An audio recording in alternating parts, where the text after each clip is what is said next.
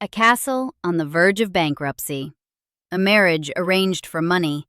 Cold, transactional, barely disguised. The great house converted into a wartime hospital, its ballrooms reeking of carbolic and blood. An inheritance seized by the wrong person. A family torn apart. A fortune spent down to nothing. And at the center of all of it, a woman who gave everything she had and watched the world take it without so much as a thank you. You know this story. Over 120 million people do. They watched it on Sunday nights with a glass of wine, and they called it Downton Abbey. But here's what nobody told you. All of it actually happened. Every plotline, every betrayal, every scene. It happened to one woman. Her name was Almina, and when she died alone and nearly broke in Bristol on the 28th of May, 1969, at 93 years old, almost nobody came. So let's do what history didn't. Let's talk about her. Almina Victoria Marie Alexandra Wombwell was born on the 14th of April, 1876, and from her very first breath, her existence was a problem that needed solving. Her mother, Marie Wombwell, was married to Frederick Charles Wombwell, a man of decent social standing and not much else. But Almina's actual father was Alfred Charles de Rothschild, a director of the Bank of England and one of the wealthiest men in Europe. Alfred never publicly claimed her, couldn't. The conventions of Victorian England made that impossible. But he doted on her, educated her, paraded her through London society as his ward, and everyone who mattered understood exactly what that meant.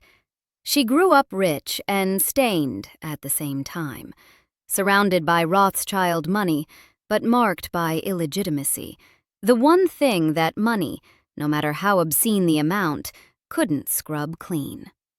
Now, you remember Cora Crawley, Lady Grantham, in Downton's first season, the American heiress whose fortune rescues a crumbling English estate through a marriage that's barely a step above a business deal. It's one of the show's most famous storylines. Cora arrives at Downton with her chin up and her checkbook open. But Cora was legitimate, openly wealthy, proud. Almina had none of that. She wasn't just a rich bride buying a title. She was a secret daughter being laundered into respectability through the most expensive transaction her hidden father could engineer. And the price tag? £500,000, settled directly onto the Carnarvon estate. In 1895 money, that's somewhere north of £50 million today. An average English worker in 1895 earned about £70 a year.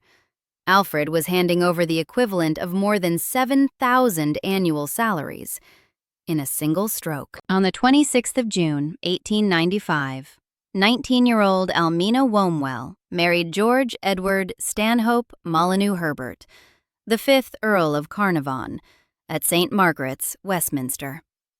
She walked into Highclere Castle, that soaring Gothic pile designed by the same architect who built the Houses of Parliament, not as a beloved bride, but as a purchased solution. Highclere was magnificent. Highclere was also hemorrhaging money. The agricultural depression of the 1880s and 1890s had gutted English landed estates across the country, and the 5th Earl had inherited debts alongside the chandeliers when his father, the 4th Earl, died in 1890. He was young, charming, reckless, passionate about travel and collecting, and functionally broke. He needed cash. Alfred de Rothschild needed a coronet for the daughter he couldn't publicly claim. The math worked out. The feelings were beside the point. In Downton, Cora's money gets mentioned in dialogue and then politely forgotten as the series moves on to other things. In real life, Almina's money was the engine that powered everything. The castle, the staff, the lifestyle, and eventually, the most famous archaeological discovery in human history. But we'll get to that. What survives from those early years at Highclere tells us something about Almina that the arrangement alone doesn't capture. She was 19, newly married to a man she barely knew, installed in a castle bigger than most villages, and expected to run the entire operation. She didn't shrink from it. She didn't play the decorative bride. She threw herself into the role of countess with a ferocity that went beyond obligation, managing an army of servants, hosting with ruthless precision, overhauling the household systems. Alfred de Rothschild continued pouring money into the estate through her. Not just the initial settlement, but ongoing annual allowances that sustained the Carnarvon lifestyle for 2 decades.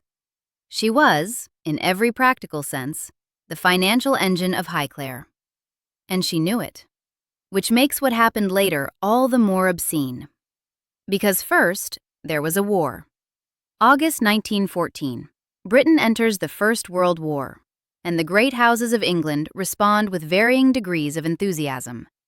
Some aristocrats offer a wing, others lend their grounds. A few, under social pressure, grudgingly host recovering officers in their drawing rooms, keeping the best furniture covered and the patients at a polite distance. Almina did none of this. Within weeks of the war's declaration, she began converting Highclere Castle into a fully operational surgical hospital. Not a convalescent home, not a few spare beds with flowers on the nightstand. A hospital, with operating theaters, recovery wards, professional surgeons, trained nurses. She ordered medical equipment with the same imperious efficiency she'd once brought to dinner parties, and she funded nearly all of it out of her own Rothschild-derived fortune. You remember Downton's second season, Lady Sybil nursing, Lord Grantham resisting, a few dozen officers recuperating in well-appointed rooms. Touching, gentle, fundamentally comfortable. The real version was 4 years of blood and ether. Almina didn't just open her doors. She redesigned the interior of the castle to accommodate surgical equipment and patient beds. Rooms that had hosted ambassadors and duchesses were stripped back and fitted with iron bedsteads. The smell changed. Think about that for a second. A house that had smelled of beeswax polish and hothouse flowers and expensive French perfume now reeked of carbolic acid, of iodine, of wounds that wouldn't close. Gangrene has a smell, sweet and rotten at the same time, like fruit left in the sun. That smell lived in the corridors of Highclere for 4 years. She was physically present during operations, not as a decorative figurehead, but as a hands-on organizer who understood trauma logistics with an intuition that stunned the professionals around her. She demanded hygiene standards that exceeded what many military hospitals offered. Contemporary accounts describe her working alongside surgeons, insisting on the most modern techniques available, refusing to accept that any case was hopeless. Men arrived from the front with shattered femurs, with faces half gone, with the kind of injuries that military field hospitals triaged as expectant, the polite medical term for, "We expect you to die." Almina didn't accept that category. She hired the best surgeons she could find. She procured anesthetics and surgical instruments that were in desperately short supply, and she made them try. And she didn't stop at Highclere. She established a second hospital at 48 Bryanston Street in London, closer to the railway stations where ambulance trains brought the most catastrophic casualties from the Channel ports. The Bryanston Street facility became known in military circles for something almost unheard of at the time. It took the cases nobody else wanted. Soldiers who'd been told by military doctors that nothing more could be done were brought to Almina's facility and given treatment that saved limbs, saved lives. Officers who'd resigned themselves to amputation walked out weeks later with both legs intact. Their families wrote letters of gratitude that still survive in the Highclere archives, page after page of careful handwriting from mothers and wives who couldn't believe what this woman had done for their sons and husbands. She paid for most of it herself: the surgical instruments, the anesthetics, the food, the nursing salaries, the fuel to heat those enormous stone rooms through 4 Hampshire winters. The War Office provided some support, but the bulk came from Almina, from the Rothschild fortune she'd carried into the Carnarvon family as a 19-year-old bride. She was 38 when the war started, and 42 when it ended, and she spent those years, the years that should have been the peak of her social power, elbow-deep in the work of saving broken young men. The Downton version wraps this up in a single season and returns to the polished dining table. The real version never really ended. Almina's true calling, it turned out, was nursing. Not society, not hosting, not the performance of aristocratic womanhood she'd been purchased to provide. She was built for triage, for crisis, for the brutal arithmetic of who can be saved and how fast. And the war proved it. Here's the detail that makes the whole thing almost unbearable. Alfred de Rothschild, the hidden father, the source of everything, died in January 1918, 10 months before the armistice. The pipeline of money that had sustained Almina's entire existence, that had funded the castle and the hospital and every bandage and every surgeon's fee, was cut off. She must have known what this meant for her future. She kept spending anyway. She kept the hospitals open. She kept the surgeons employed.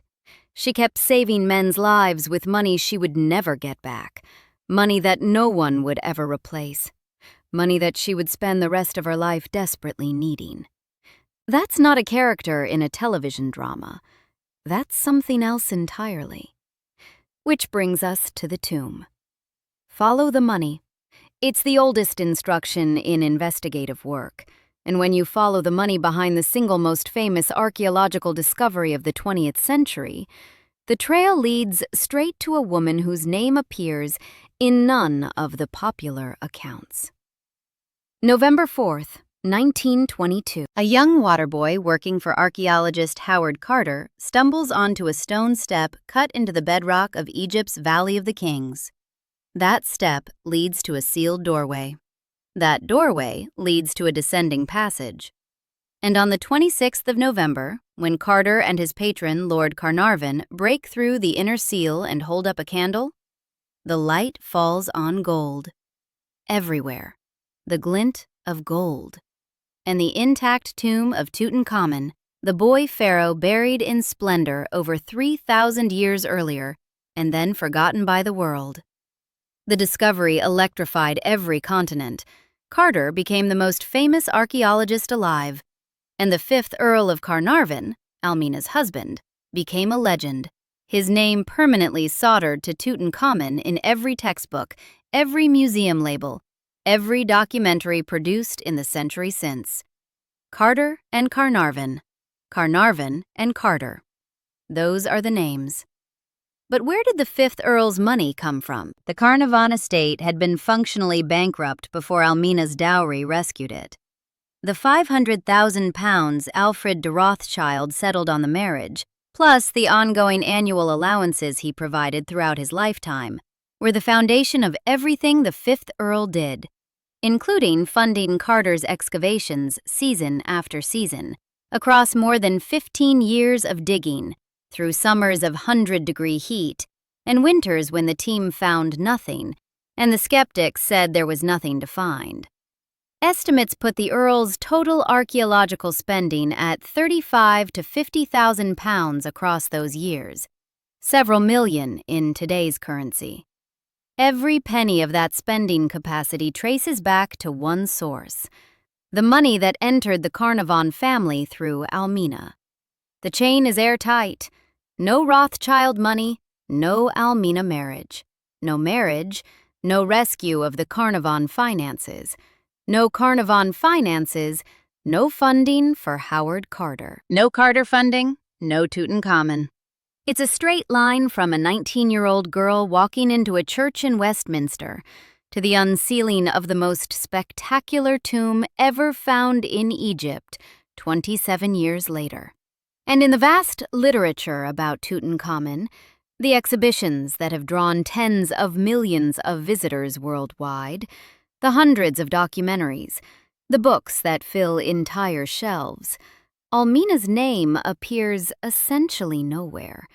The credit goes to Carter for the expertise and to Carnarvon for the money. That Carnarvon's money was, in financial fact, Almina's money, channeled through her body in a marriage transaction. That's a detail history has quietly decided not to remember. The fifth Earl died on the 5th of April, 1923, in Cairo. A mosquito bite on his cheek, nicked by a razor, led to blood poisoning and then pneumonia. He was 56. The press turned his death into a ghost story. The Curse of Tutankhamun, which is itself another kind of erasure, because it transformed a real man's death into a campfire tale and buried everything else underneath. What the press covered with far less enthusiasm was what happened to the woman he left behind.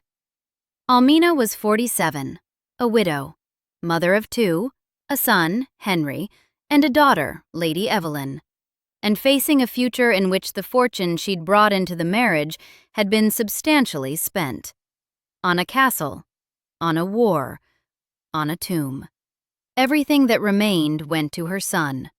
Henry George Alfred Marius Victor Francis Herbert, Porchy, became the 6th Earl of Carnarvon at 25 years old.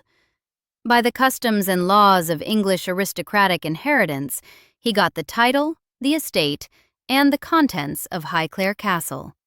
Not the woman who'd brought the money that saved it. Not the mother who'd spent her fortune healing soldiers in the house that was now his. The son. Downton Abbey is built on inheritance crises. The entail. The question of who controls the house. The agonizing reality that women who pour their lives into estates have no legal claim to them. But in the show, these disputes are resolved through compromise, through love that bends but holds. Mary and Robert clash, but the family survives. What happened between Almina and her son wasn't a negotiation. It was abandonment. After the 5th Earl's death, Almina remarried. Quickly. Too quickly. In 1923, the same year her husband died in Cairo, she married Lieutenant Colonel Ian Onslow Denistune. London society raised its eyebrows. A widow was expected to mourn. A countess was expected to mourn conspicuously. Almina did neither. She married Denistune and walked straight into the worst public scandal of her life. In 1925, Denistune's former wife, Dorothy, brought a divorce-related lawsuit that ripped open the private lives of everyone involved and spread them across every newspaper in England. The case was sensational. Accusations of financial misconduct, of Almina's money being used improperly, of betrayals both personal and monetary. The courtroom became a theater of humiliation. Almina, the former Countess of Carnarvon, the woman who had run wartime hospitals and funded the discovery of a pharaoh's tomb, sat in a witness box while lawyers picked through the intimate details of her finances and her marriage for public consumption. The press loved it. They'd always loved a fallen aristocrat, and Almina gave them everything they wanted, not because she was guilty of anything extraordinary, but because she was a woman with a complicated past, a Rothschild fortune that was visibly shrinking, and a new husband who came trailing his own wreckage. The Denistune case was the kind of scandal that doesn't just damage a reputation, it incinerates one. The newspapers printed it all. The society that had once welcomed Almina into its drawing rooms, that had attended her dinners at Highclere, sent their sons to her hospitals, benefited from her Rothschild generosity for 30 years. That society turned its back. And Porchy, the 6th Earl, her own son, was handed the perfect excuse to distance himself from his mother. Whether the estrangement began with the scandal, or whether the scandal simply made it easier to justify a coldness that already existed, the result was the same. The door to Highclere closed, and it didn't reopen. What followed was a decline so slow and grinding that it almost defies comprehension for a woman who had once commanded £500,000. Almina threw herself into the one thing she knew she was good at: medical care. Through the 1920s and 1930s, she ran nursing homes in London, small private facilities where she could apply the same hands-on intensity she'd brought to the wartime hospitals. She was good at it. Patients trusted her. Doctors respected her clinical instincts. But running a nursing home is a business, and Almina was a woman who had spent her entire life giving money away, not making it. The margins were thin, the overheads were punishing. She poured what remained of her resources into these ventures with the same reckless generosity she'd shown during the war, hiring the best staff, insisting on the finest equipment, refusing to cut corners on patient care. And the math, once again, did not work in her favor. One by one the properties went, the London townhouses, the fine things, the last remnants of the Rothschild settlement that Alfred had intended to sustain his daughter for life. Almina wasn't spending on luxuries. She was spending on other people's health, the same way she always had. But nobody was replenishing the pot. Alfred was dead. The Carnarvon estate income belonged to Porchy, and the British tax authorities, the Inland Revenue, came calling. By the late 1940s and into the 1950s, Almina faced the specific, documented humiliation of a woman being pursued for debts she couldn't pay. Tax arrears, unpaid bills from suppliers and tradesmen who had once been happy to extend credit to a countess, but who now wanted their money. There were legal proceedings. There were demands. The woman who had once written checks for surgical instruments without blinking was now calculating whether she could afford to heat a room. Think about that arithmetic for a moment. £500,000 in 1895. Tens of millions in today's money. And by the 1950s, gone. Not squandered on champagne and racehorses, spent on saving an estate, on healing soldiers, on unearthing a king, on nursing homes where sick people could be treated with dignity. Every pound she ever had went into someone else's survival, and when there was nothing left, she was on her own.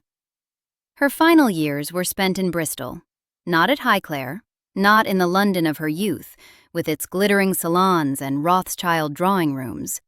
Bristol, a rented place, quiet, small. The kind of accommodation that would have been unrecognizable to the 19-year-old bride who'd walked into one of England's greatest castles in 1895. She was 93 years old when she died on the 28th of May, 1969. The funeral was spare. The attendance was thin. The woman who had hosted hundreds, who had healed hundreds more, who had stood at the center of one of the great fortunes of the Victorian age and directed every penny of it toward other people, that woman was buried without ceremony and largely without witnesses. Now here's the part that should genuinely make you angry. Julian Fellowes, Baron Fellowes of West Stafford, a man who knows the aristocratic world from the inside, created Downton Abbey and set it in Highclere Castle itself, the actual house.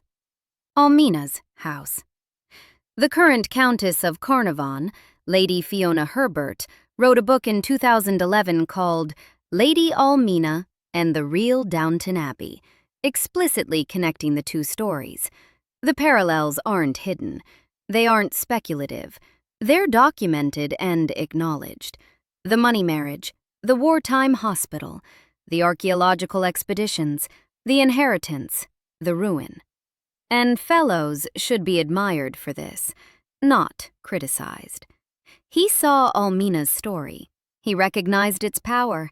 He gave it to the world in the form of a drama that 120 million people watched and loved. He didn't steal her life. He honored it. He turned it into something millions of people would care about. The crime isn't what Fellowes did. The crime is what happened next, which was nothing. 120 million people watched Almina's life, felt moved by it, wept over it, and never learned her name. They know Lady Mary. They know the Dowager Countess. They know Carson and Bates and every footman who ever carried a silver tray across that great hall. They don't know Almina, the woman who actually lived it. This story is stranger than anything Fellows wrote, because fiction has to make sense. Fiction has to feel fair, or at least dramatically satisfying. Real life has no such obligation. In real life, a woman can save an estate, heal soldiers, fund the discovery of a pharaoh's tomb, and still die broke in Bristol with nobody at her funeral. Fiction wouldn't dare. No writer's room would let that ending through. Too bleak, too unfair. The audience won't accept it. But life didn't ask the audience. Think about what she deserved. A wife deserves to be loved. A mother deserves respect. A war hero deserves honor. A grandmother deserves to be kept from poverty. Almina got none of it. She gave her fortune to save a house that was taken from her. She gave her health to save soldiers who forgot her.